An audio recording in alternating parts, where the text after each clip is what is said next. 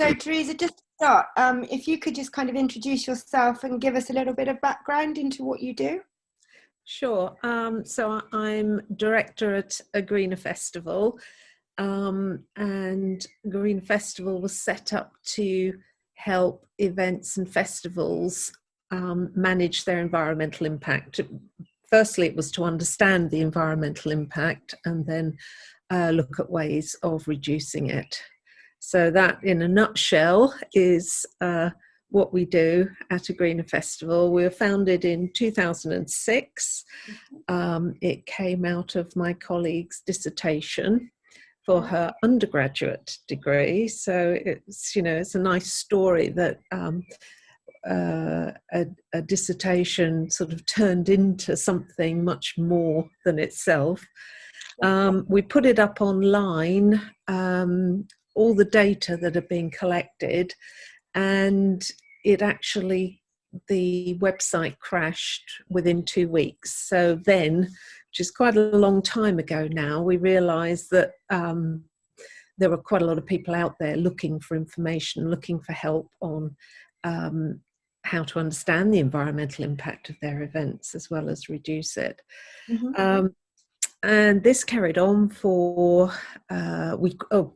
I should say I was head of department at Bucks University for music and event management, and I set my some of my students a little project because we were looking to create the a sort of framework criteria to audit events to help them assess where they were at with their environmental impact reduction. And so I set a little project for some students, and they were from 4 different countries. They went out to festivals to have a look to see, so what sorts of things should be included in this. It was a checklist actually then. And came back and we created a checklist from that, and that formed the basis of our audits up until 2015. And during that period, the Greener Festival learnt a lot. Things were changing, and views and things that people were trying were also changing. So over that, we started in 2007 were our first assessments. Over that 8-year period, quite a lot of progress and knowledge was gleaned. In 2015, there was a bit of a hiatus in several ways. The first one was, you know, actually, it was taking everybody a sort of full time to do this, to go out and assess all the events that wanted to be assessed. That's 40 plus a year, all scrunched into the summer with the event season. But nobody was making any money out of it. And we don't mean vast fortunes, we mean money to live. And so this really did come to a crunch in 2015. We knew there was a demand, but the balance, and if you think about the definition of sustainability, the 3 pillars, economic, environmental and social, they need to be in balance. And a Greener Festival was not in balance in terms of its economic and environmental. It was doing a lot of work environmentally, but couldn't get the business model right. I joined in 2016, shortly after they decided they were going to carry on, a Greener Festival was going to carry on. So I quit my job at the university, joined a Greener Festival full-time as a director. I'd always been doing bits of research with a Greener Festival over those 8 years. I did a longitudinal study on audience attitudes to environment at festivals. I did a piece on why people leave their tents behind. So there'd been an ongoing relationship with the Greener Festival, but then I sort of joined it full time. And I guess my mission with the experience I had was to try and make this thing sustainable in every sense and try and get the business model right. And this is very relevant because I'm going to come back to this in a minute, vis-a-vis COVID-19. Okay. So I looked at the business the reason why the other directors decided to carry on was because everybody, when they were asked, we're thinking of giving up, said, don't give up, we need you, sort of thing. So at that point, we had one thing that a Greener Festival did, which was the awards and assessments. So go out and assess festivals, provide an independent verification of what they said they were doing, and that would be categorized through a scoring system and would create an award, and that award would be presented to the festival as a mark, public mark of how they were progressing. I'd already started the Green Events and Innovations Conference separately, in a way, in 2008. That sort of merged with the Greener Festival over the years. So that was the other thing we did. Right. So my mission was, okay, we need to make this more sustainable. Let's have a look at how we can do that. And it was by creating other income streams. And so along with all the knowledge that we built up over the years, we used to train assessors, but it wasn't formal training. It was a lunchtime during our conference, just to say, how did it go? That sort of, it wasn't really training. So I was able to bring formal training along, and we created in class, but more importantly, again, with respect to COVID-19, we created the online training. And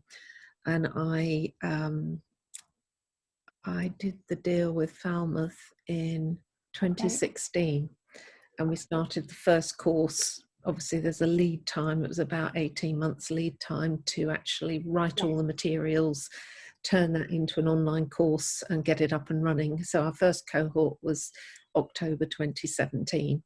So that was an important step in many ways for the event. And I'm not really talking about environmental here. I'm talking about the growth of the Greener Festival, I guess, but it does have a sort of sustainability point. So on top of that, we developed a bit more research.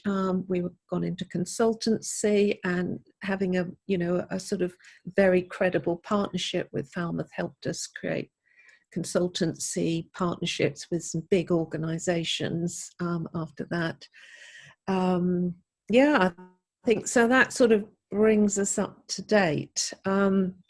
And in the last couple of years, because of the change in attitude as much as anything, suddenly sustainability and the environmental impact of everything that we do is really center stage. We call it the blue planet effect. That had a huge impact because suddenly people are aware of where their rubbish, what happened to their rubbish, in a way that they hadn't really thought about it before. They're suddenly aware of plastics, and that these plastics never go away. They might disintegrate into smaller and smaller pieces, but they're still out there. And obviously we've seen the sort of horrific pictures of the gyres in the ocean full of plastics and things. So that, was quite a pivotal point for sustainability in general, and recognition of what we were doing to the planet. But it's also a very pivotal point for us, because suddenly organisations, events in particular, instead of just having somebody whose main role was health and safety and then add on a bit of environment, they were actually allocating budget towards having an environmental manager, somebody responsible for that area. And that suddenly made things, we all leapt forward quite a bit because of that focus. So you have all sorts of initiatives coming out of festivals over the last few years, obviously ban on single-use plastic being a big one, plastic straws, plastic serveware, cup systems being introduced, so you don't have single-use plastic water bottles, but importantly at the bar, you don't have those disposable plastic cups, you have a cup system or a deposit system. And lots of different experiments being tried, on the food front, not partially vegetarian, wholly vegetarian, some have gone vegan. We had the first heavy metal festival go vegetarian. And thought, oh, you can't do that, your audience will hate it at all. And yeah, up until where we are now. That long story brings me to this point in time, and what happened to us on a micro scale, I guess, looking at how we could be a sustainable organisation, is where we are, in my view, and I think quite a lot of people's view, in terms of post-COVID.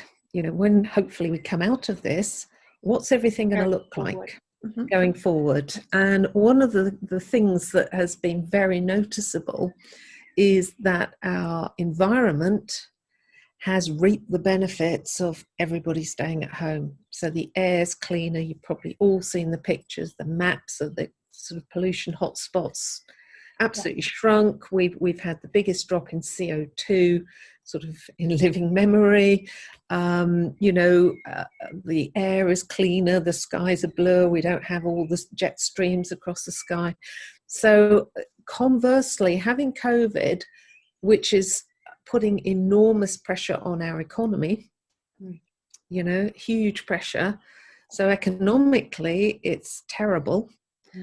Climate-wise, environmentally, actually staying at home, lockdown, and I'm not talking, the other side of effect that's awful of COVID, of course, but lockdown in principle, with everybody not driving, not travelling, and curtailing our sort of economic activities has been fantastic for the environment. So the big challenge coming out of this, and hopefully we will be coming out of it, is how do we not sort of try and plunge back to where we were, but how do we now get these two balanced? The balance between the economic and the environmental, so one doesn't have to suffer at the expense of the other. And then obviously we've got the social part of that as well, because obviously when you have an imbalance and the economic side is suffering, that has huge implications for society as well. So that was a very long introduction. I did have a point at the end. I hope I hope it's relevant to what you have been thinking about. So that's a view on a sort of more macro level, really, and where I think we are, and we're at a critical point. Absolutely.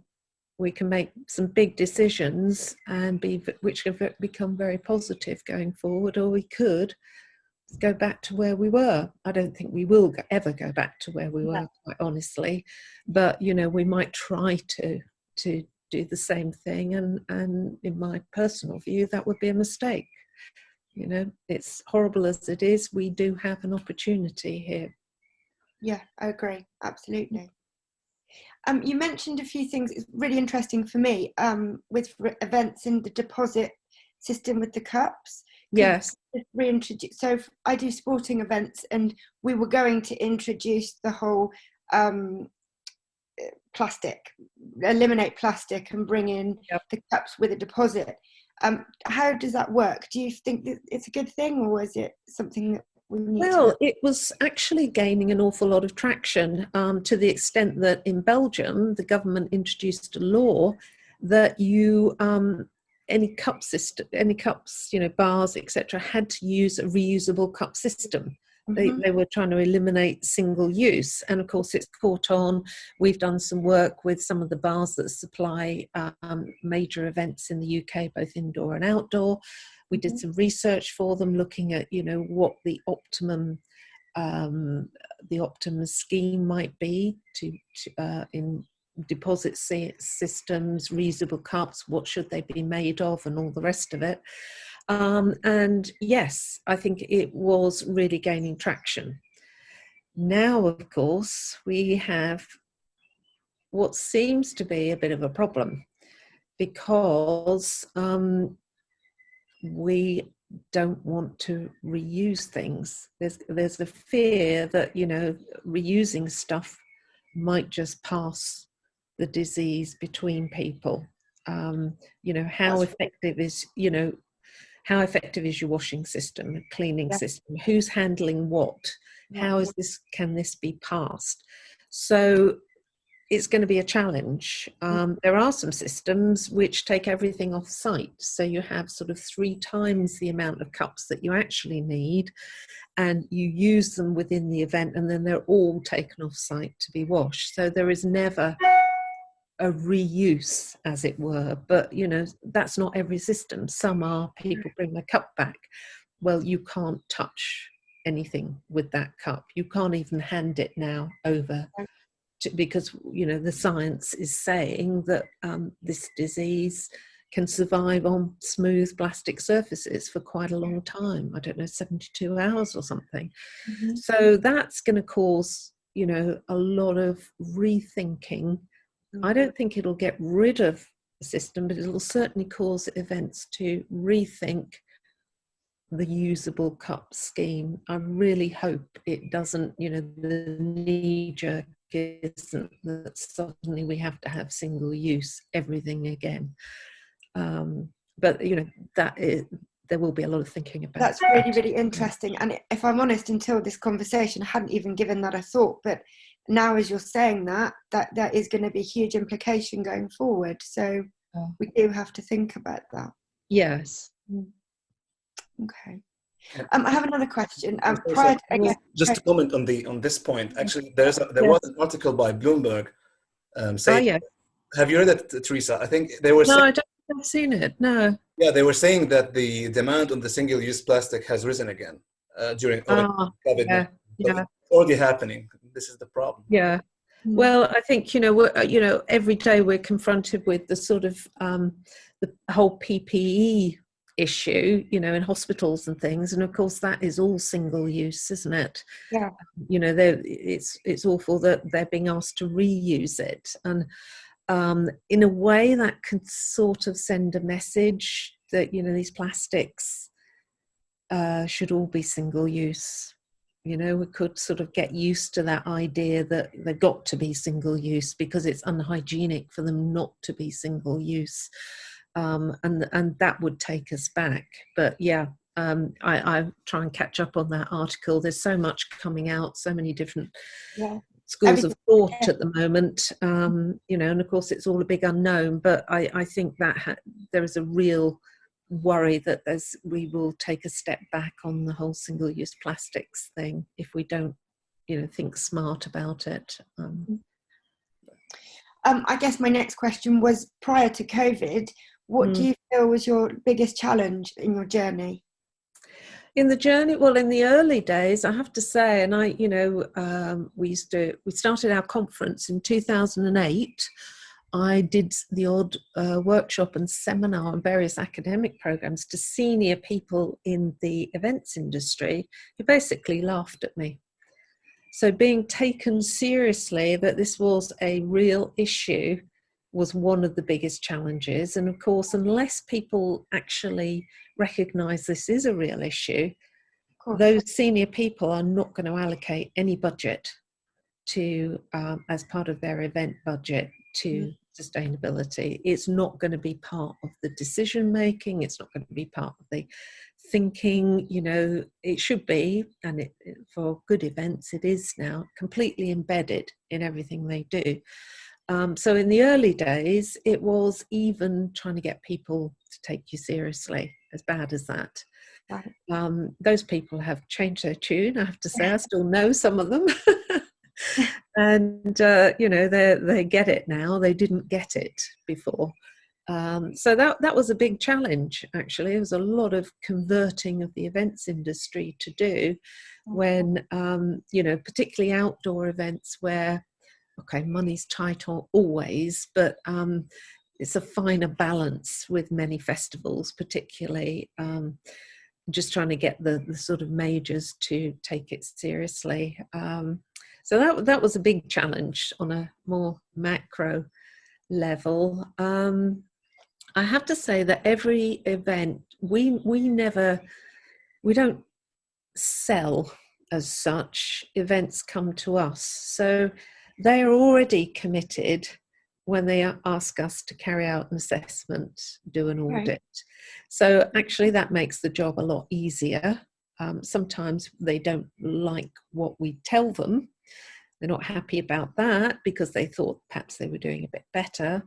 Sometimes they're over the moon because we tell them, God, do you really realize, you know, how well you're doing on this? So that has been, you know, the easiest part in a way, because there are quite a lot of individuals out there who from, you know, in the events world, who quite early on, unlike the other people I mentioned, you know, it was absolutely a passionate thing and they wanted to make their event as green as possible. So that's somehow was the easier part of it. So yeah, and you know, every time you get a sort of backward step. So I can remember the whole palm oil saga, you know, when it's sort of looked like an answer, you know, get rid of fossil fuels, and then suddenly you realize down the supply chain, it's decimating swathes of forest, you know, huge swathes of forest, and it's not such a good thing, you know, as a fuel source. So you had, but that's part of the learning process. We're still at really early days at the moment, I think. You know, you think you're going down the right avenue, and actually suddenly it turns out perhaps not to be as good. Another example, and I fell for this one, I think. We've been struggling with the whole emissions from audience travel thing for years. And in fact, the emissions from audience travel, particularly car travel, have not changed in 10 years, 10 or more years. For particularly for going to green events, and there's lots of reasons for that. Sorry, outdoor greenfield site events, it's still around 56%. And it was in 2008 when I did a study as well. So not as much has moved on. And I was listening to a talk about, it was a small company had just set up. They were doing a sort of charging and valet service at outdoor events.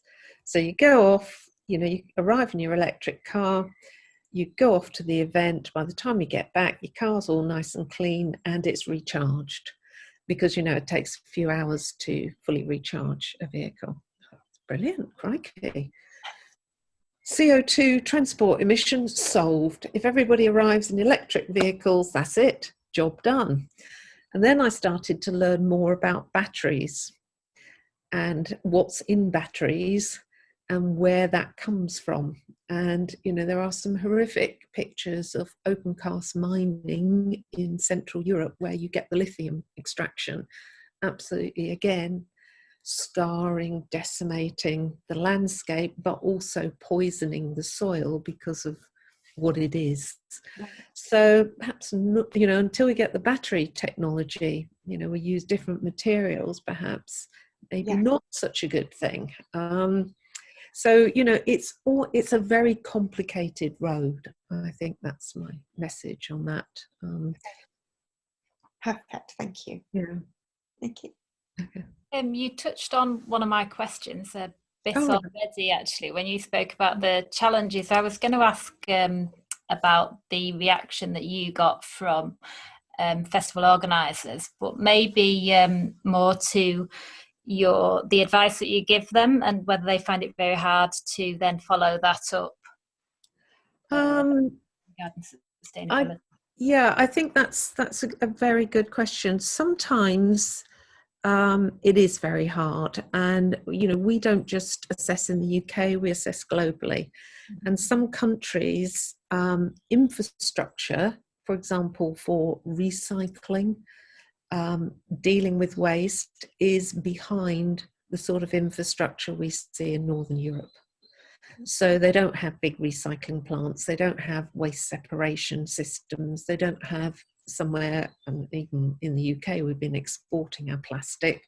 The fact that we've had to we're not allowed, we can't export it now, we can't get rid of it, has developed suddenly a load of businesses who are focusing on recycling plastics and separating different sorts of plastics. But you know, you go and assess an event or a festival in a country that just doesn't have that infrastructure. So no matter how much waste separation they do on site, there's absolutely nowhere for it to go apart. So mindful, we're quite experienced of, you know, at where different regions are around the world in terms of development, you know, and the shame of it is that the festival organisers brought you in would really like you, you know, they really want to do these things, but they can't because it's just not there. But we always say, well, you know, actually, you through this whole A Greener Festival assessment, you know, because we've told you what's possible. So, you know, you only need a group of festivals to start lobbying local authorities or whatever. And it's not a quick process, but, you know, it's all supply and demand in the end, and sort of understanding and recognition. Use your powers to try and make the change within your region or country. And some have, you know, some have made quite a lot of progress internally. Guide them as well on how to make your advice happen. Yes. Yeah, I think the only real upsets we get sometimes are about the scoring and the level of award. The advice, once we explain it, and sometimes it's misunderstood, but the feedback and advice that we give, occasionally we have to sort of really go into it and say, oh no, we did this, and actually we were on the ground and we didn't see any evidence of this, and here are the photos to prove it, you know, and gradually people expect it. And it's partly because, you know, there is a passion, they want to achieve it, and are a bit upset if you know, that doesn't happen. But that doesn't happen very often, it's very few. We assess on average, it's between 40 and 45 events a year, some of that through consultancy, a lot of it through our assessment and award scheme. And that's globally, it's not just, as I say, UK, it's on all continents really. Right. There was a question that one of our viewers asked, which was related to if we go back to a lot of single-use plastic or alternatives such as the biodegradable ones, would that then mean that there could be other environmental issues at the sources of where the materials were coming from, depending what kind of farm waste they were using? Or I think we have to be very careful with this term biodegradable. Because it's not quite what it seems, and there are a couple of points there. You couldn't throw it on your compost heap and it would just degrade. That it just, you know, doesn't work like that. The other problem with it is because it looks so much like plastic, people mix it gets mixed up with plastic, and then you have a contamination issue. So that, you know, if it's made of cornstarch or whatever, biodegrade, it could be bioplastic, or it could be a mix of cornstarch and something else to make it biodegradable. It's actually very often stickier than normal plastic, so it sticks to plastic, so you can't, once it's melted, you can't separate it. You've actually contaminated the whole lot.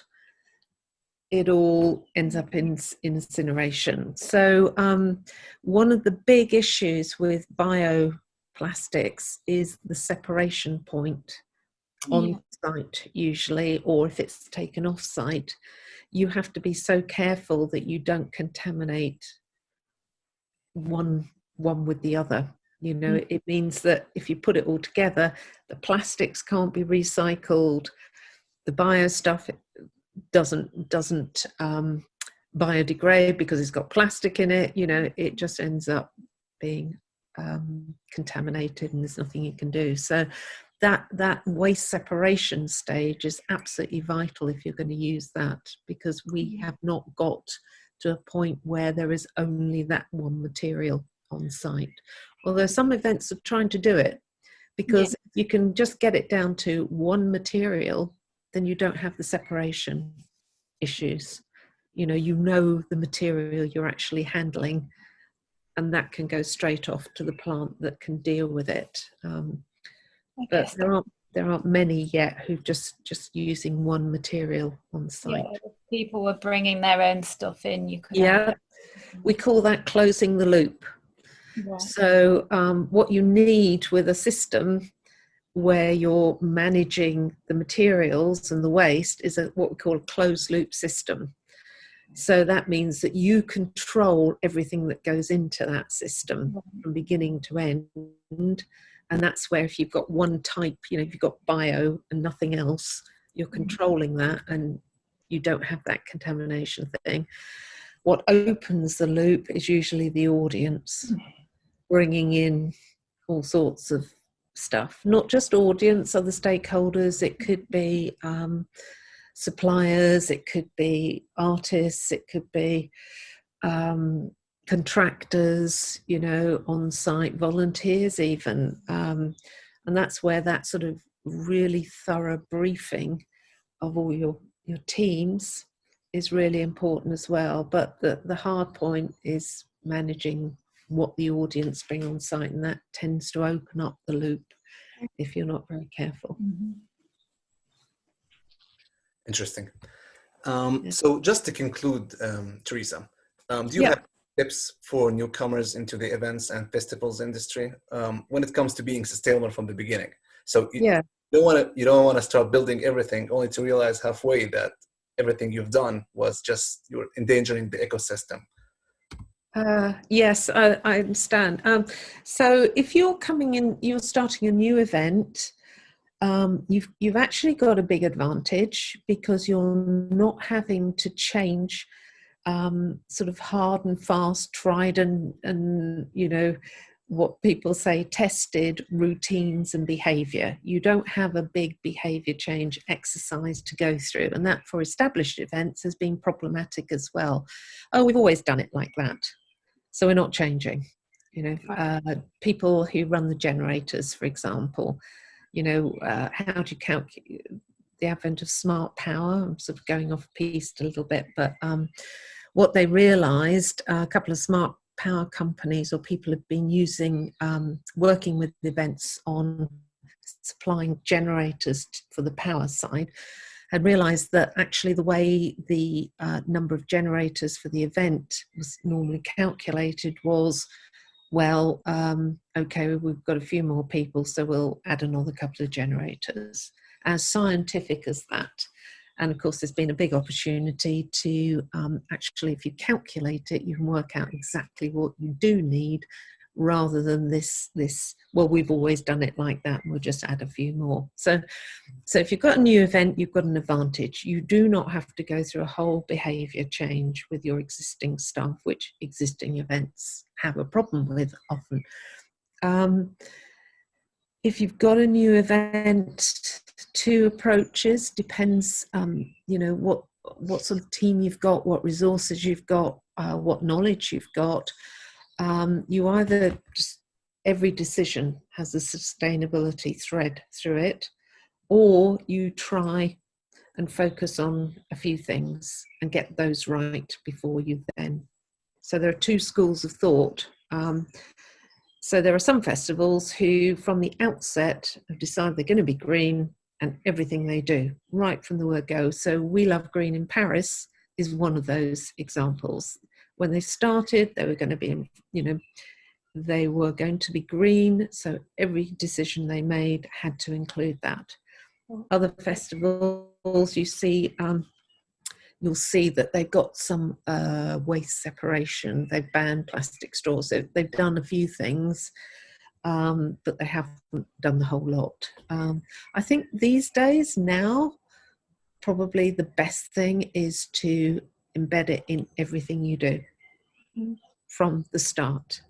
You don't have the behaviour change thing. You actually set that behaviour from day one, and every decision that's made, everything that's bought in, all the suppliers that you choose to use, all have to conform to this principle, and that's probably now the best thing to do.